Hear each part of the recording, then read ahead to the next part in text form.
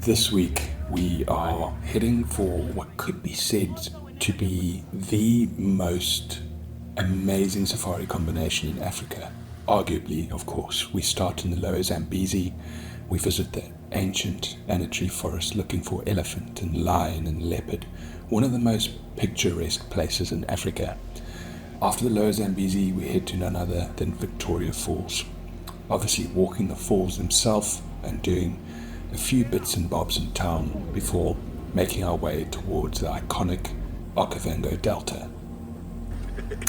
The Delta, we spend time with Beagle Expeditions, one of our favorite camps, a mobile camp where we enjoy helicopter safaris, mokoro safaris, and of course some of the best walking safaris in Africa.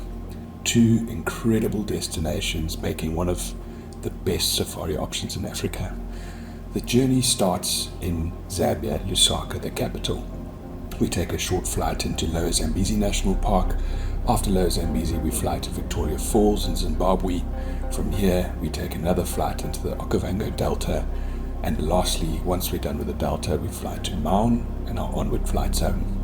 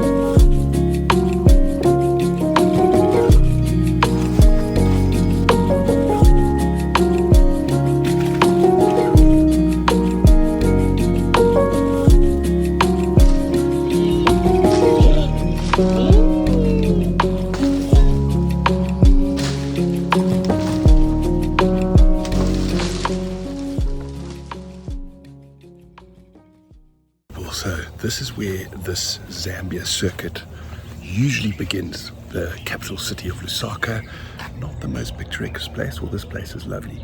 Wild Dogs Lodge. Most safaris are going to come through here. We are on our way to the Lower Zambezi National Park, one of our absolute favorites, where we're going to be experiencing something authentic but quite luxurious. Anabezi Lodge. Very, very special part of the world. So can't wait to get there. Lusaka is another big city, and as you might have guessed by now, I'm not a huge fan of big cities, so we pass through quite quickly, heading back to the international airport where we connect with a small chartered flight into the Zambezi Valley.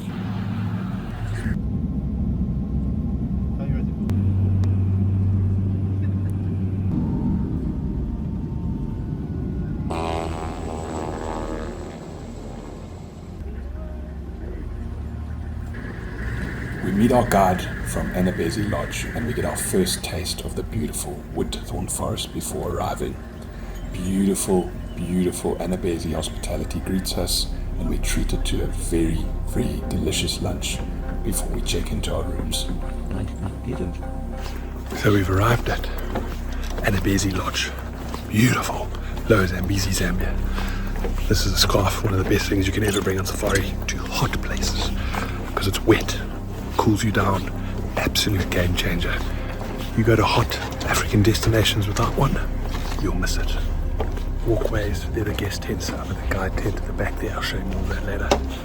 Everything's on stilts so you can walk back and forth without being escorted, which sometimes gets annoying, even though it's relevant.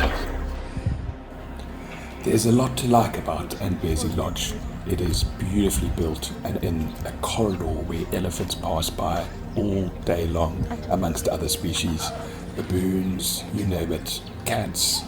Beautifully built. It's a little bit more luxurious than normal. Pools, plunge pools, beautiful selection of wines. The food is absolutely to die for. Some of the best we've tasted in the bush, and a real treat to start off a safari like this. And fancy.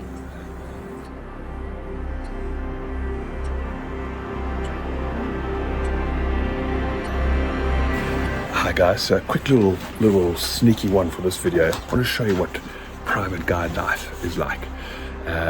Some people might be wondering, probably not actually, you don't want one of these things, maybe you do, who cares, I'm going to show you what it's like, we guide private guides stay. So as a qualified guide, which is actually becoming a rarer thing these days, you just have a fucking Instagram reel go viral on your private guiding.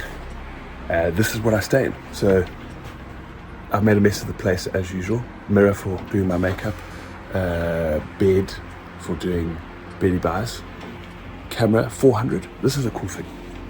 Every now and again, I don't have photographic guests, I put a 7200 on, and I just take the 7200, this little puppy up there, that guy, okay? And I force myself to shoot wide for the whole trip, and I come out with photos that I absolutely love. Photos that go into my tiny little collection of favorites. If you haven't done that and you get enough chances to go on safari, give it a bash, okay? Little cupboard, little toilet, little shower for washing the old body, and a little view of the river. Okay, this is what guide tents usually are. Not as glamorous. Most of the companies I use do let me use a guest tent if there's one available, but this for a guide tent's not so bad. I think you can see some elephants down in the corner there. Having a little drinky drink. We're going to go out this afternoon and see if we can find a nice spot to have a gin and tonic. Shouldn't be too difficult. Before you know it, we're on our first game drive to one of the most beautiful places to ever go on safari, the Faidobia Albadea forest of the Lower Zambezi, teeming with life, elephants, buffalo, big cats, wild dogs, hyena, baboons, you name it. One of the most beautiful, beautiful places in Africa.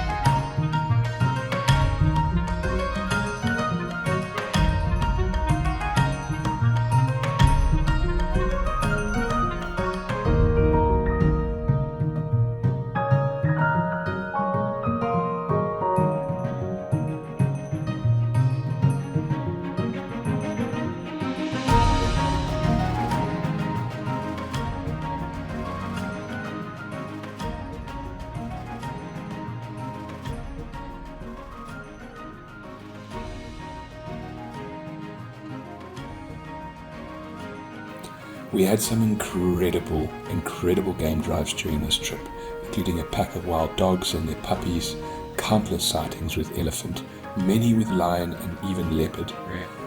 The sighting that stands out was on our last morning whilst watching lions sleep. Suddenly they got up and noticed zebra coming to drink. They immediately saw their opportunity, and before we knew it, the chase was on.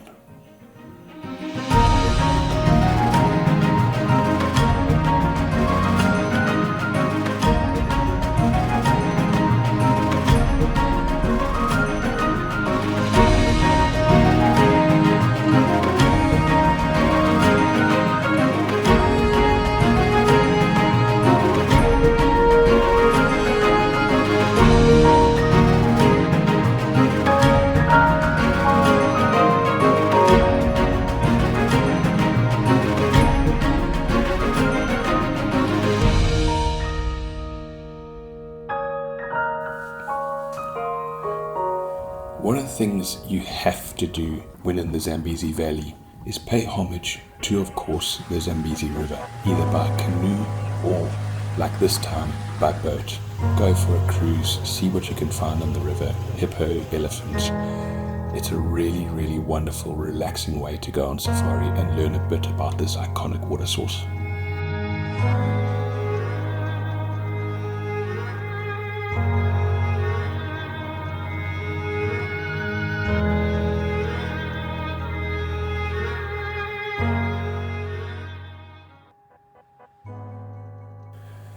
If ever you're wondering on what is the best way to end a day, Anabezi have got it dialed in. A secluded, isolated island in the middle of the Zambezi River where a drink stop is set up. And not just any drink stop, a fire, beautiful selection of drinks, really well poured cocktails, gin and tonics. Probably the best way we could have spent our final evening in the Zambezi Valley.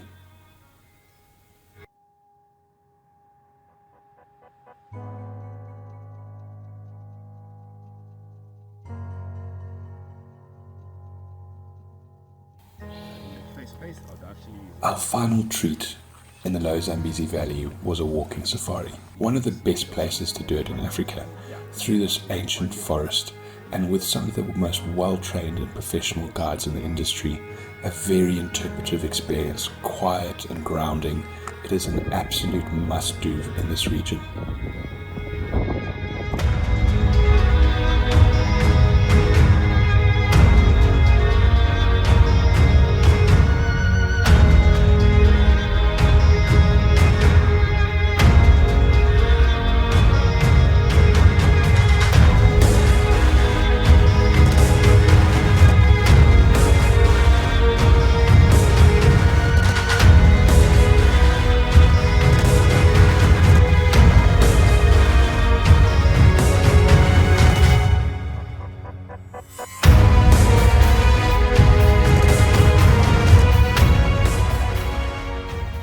So we're wrapping things up here in the Lower Zambezi, Zambia. As usual, magnificent, beautiful walk this morning in the winter thorn forest. Ellies everywhere, buffalo. It's just dreamy. Tomorrow, private charter, Livingston. I'm going to get across the border, Victoria Falls, and have a jolly good time. Eat, booze cruise, boat cruise, a bit of both actually. Visit to the falls, of course, and breakfast with Mona, which is my personal favorite. After some of the most spectacular days on safari, it was time to head back to Jekyll Airstrip. Our light aircraft was waiting for us, and so was a big dust storm which made taking off a little more fun than usual. With a beautiful perspective of the valley after takeoff, it was time to say goodbye to this extraordinary place and head towards Victoria Falls. We landed on the Zambian side and after a short taxi, found our way to our lodge on the Zimbabwean side.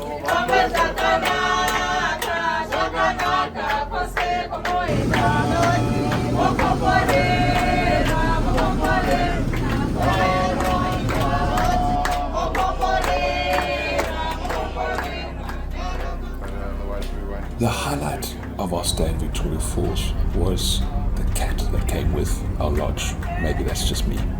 No, you guessed it, it's Victoria Falls itself. It's an early start to get here before sunrise, but it is worth it every time. The sight of these falls will take your breath away. It's something you can only believe when you're standing on the edge of the cliffs itself.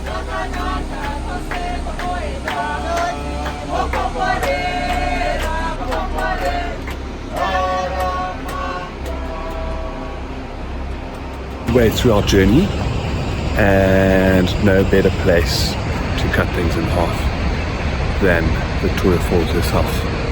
The Mozio Tunya, there's the Zambian side, not as much water. We've just come from Zimbabwean side. You can see smoke rising up there.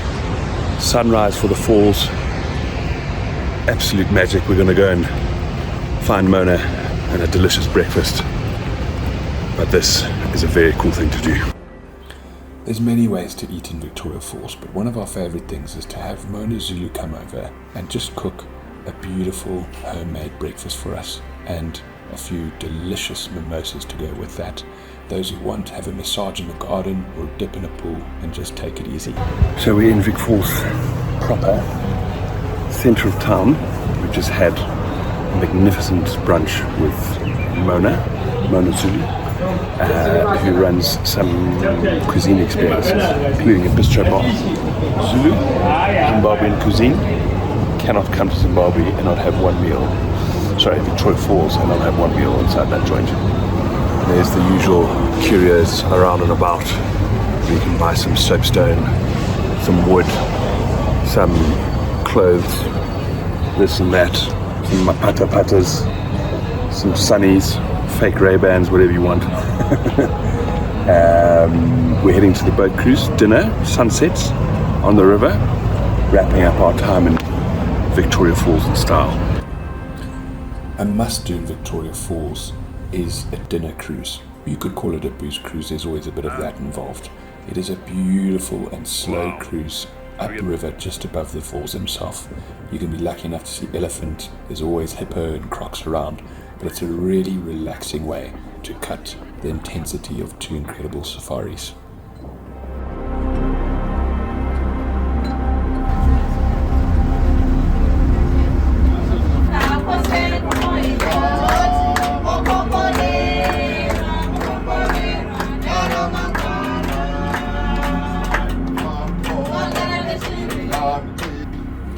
Before long, we head off again towards Botswana this time.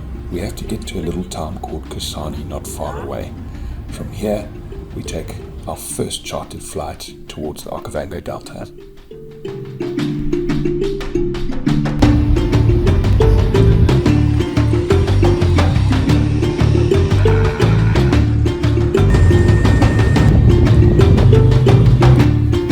Long in the air before you get your first glimpses of one of the most extraordinary habitats in all of Africa, the Okavango Delta. Crystal clean channels, papyrus beds, elephant and buffalo that you can see even from so high up. Your excitement really starts to build at this stage, but the adventure has only just begun. If you want to get remote, I mean really remote, you have to use helicopters. We transfer ourselves and our bags into these incredible machines and head off to one of the most remote corners of this extraordinary place.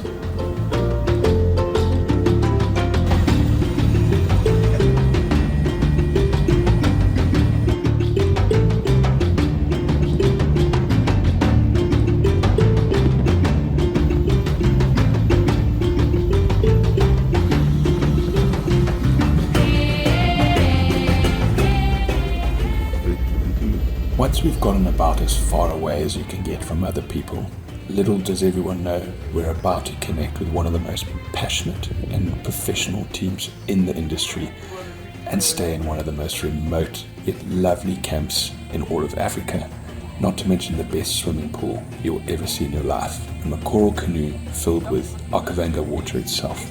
This camp, there's nothing you don't need, but everything you do need is so beautifully designed and positioned. A real remote paradise. Our first morning, we head out for one of the most exciting activities you can do, a doors-off helicopter safari over the Delta. After removing the doors, it's a completely different experience. The wind is in your face, you can see clearly, and we often find animals you never would have thought you would have seen from a helicopter. Lions, cheetah, elephant, you name it, giraffe. It is one of the best experiences you'll ever do.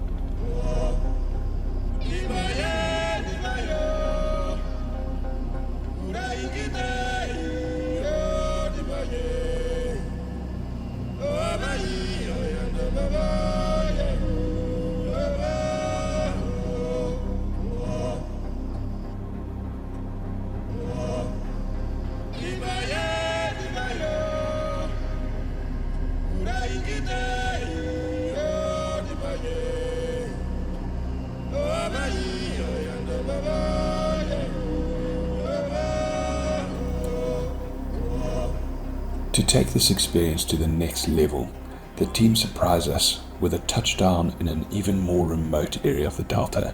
They set up one of the most delicious bush breakfasts you'll ever have, and Simon gives us a great talk on the geological history of this area, an absolutely fascinating and beautiful way to end the morning. This is one of my favorite things about the Okavango Delta and this whole experience at Beagle. Parking the helicopters in the middle of nowhere, breakfast setup we've just finished over there, leave no trace behind, on a termite mound. Simon's just given us the history, geological history, an amazing, very interesting speech that we always look forward to. And now we're off, back to camp. We're going to lift off, head back, take it easy. What an experience. We saw lions and we saw 6 honey badgers from the air. Absolutely incredible. We had some really incredible game drives in the Okavango. One in particular stood out more than the others. We tracked 2 big male lions and they made it quite difficult for us. We ended up walking around the very bush they were sleeping in. At one point, Simon was no more than 10 meters, as you can see in that photo, from the lions that were sleeping in that bush. We looped back around as we could not find their tracks again and looked hard into these bushes. Eventually, we could just make them out. Quite a sobering but very, very exciting experience. About as good as it gets, actually.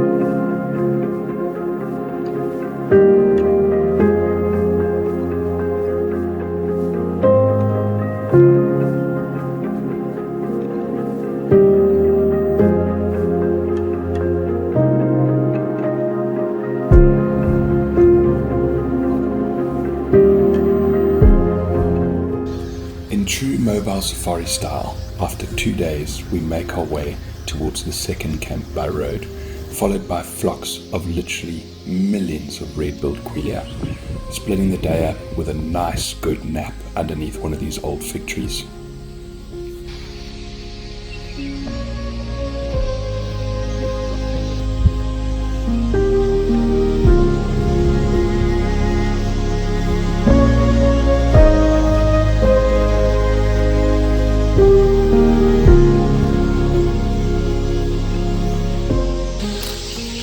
Is one of the most extraordinary little break spot I've ever been in. Been lying underneath this old fig tree, relaxing on our way to the next camp, and just millions of quelea. You can hear them down there, all around us. Flocks have been coming for non-stop for about 4 hours now. Millions and millions and millions. Never seen anything like it. There's something about a mobile safari like this, when it's done so well, when it's so remote, that really makes you feel like you've gone back 100 years, maybe even more. You drive and you drive and you cross vast expanses of land without seeing another human, without seeing another track of a human. It really is what makes this experience unique, truly unforgettable. The heat was quite intense, so Simon would often stop in a pool and wet our scarves and keep us cool before we went on and on again, traversing what felt like truly untamed land.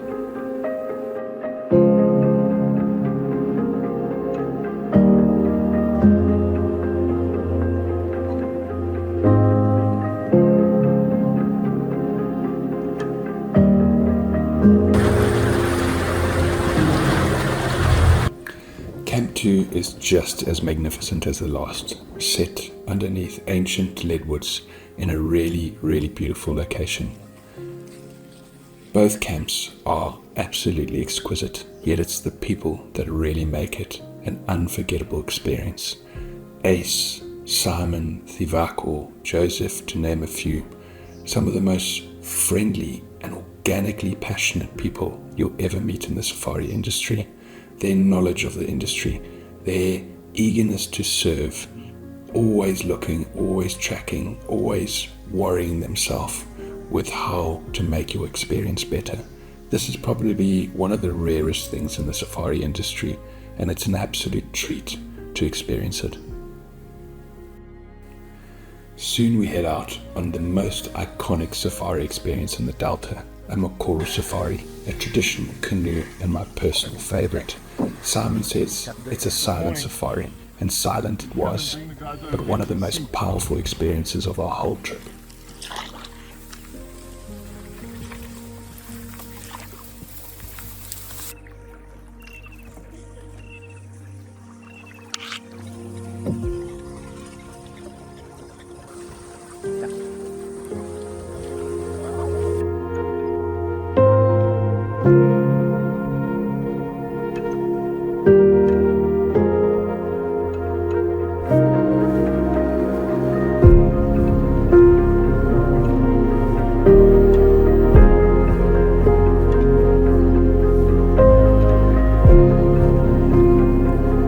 Our walk with Simon was incredible. Whether it's Simon or Ace, you're in for one of the best walking safari experiences in Africa. It's a beautiful thing to be able to take your shoes off and cross crystal clear channels barefoot with the sands of the Okavango between your toes, and to learn so much about this incredible place. That evening, after pouring some gin and tonics of course, we treated to a very insightful lecture of the Okavango, its geological and natural history.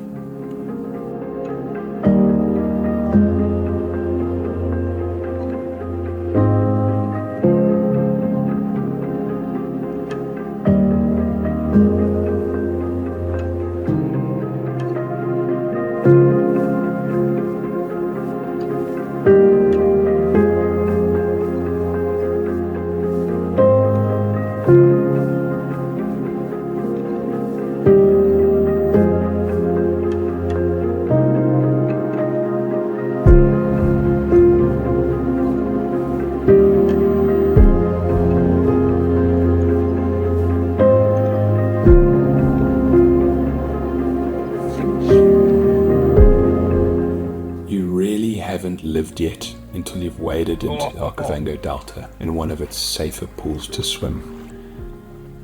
Sinking yourself into its cool waters while Kaweni cocktails are handed to you on demand, it's probably the best way to end this safari. It's never easy saying goodbye to a team like this. You connect with them on ways that you can't describe. They become your family, they become your friends. And it's definitely hard seeing them disappear into the horizon as you take off on the helicopter one last time.